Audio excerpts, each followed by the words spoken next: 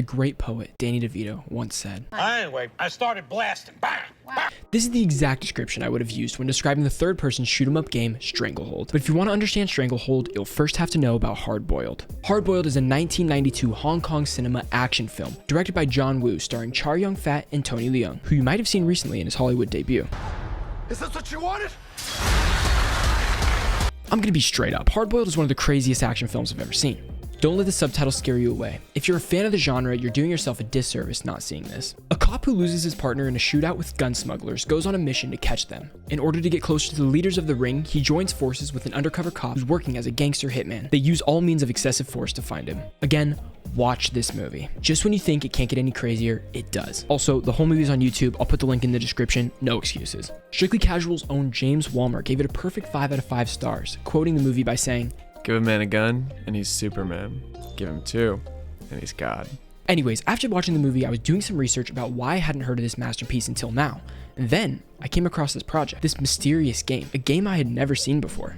That game is Stranglehold. To my absolute shock, Stranglehold is a direct sequel to the film Hard Boiled. It was released in 2007 on Xbox 360, PlayStation 3, and Windows, and was directed by the same auteur as the film, John Woo. Stranglehold plays just like the movie feels. Lots of slow motion, never-ending bullets, and explosions on every corner. The best part about it is that it allows you to step into the shoes of the protagonist Tequila. Yes, just like the alcoholic beverage. Just like in the movie, you could do physics-defying jumps and dual-wield guns that seemingly fail to run out of ammo. The gameplay almost feels like a dance, running, vaulting, and flipping through the air to perfectly time a shot.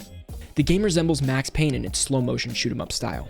At the time it was released, it received pretty positive reviews, hailing a 77 on Metacritic. IGN's Hillary Goldstein gave it an 8.1 out of 10, saying, quote, "There's a lot of mindless shooters on the market, but none of them immersed you in John Woo's world, and that's where Stranglehold stands out. This is the true sequel to Hard Boiled, which means Stranglehold is more about style than substance. So not surprisingly, the story is melodramatic and forgettable, and the adrenaline-pumping action is the star of the show. In a short period of time, the game became a distant memory. The only copies that could be found were PS3 and 360 physical discs, but those were few and far between. Stranglehold was gone.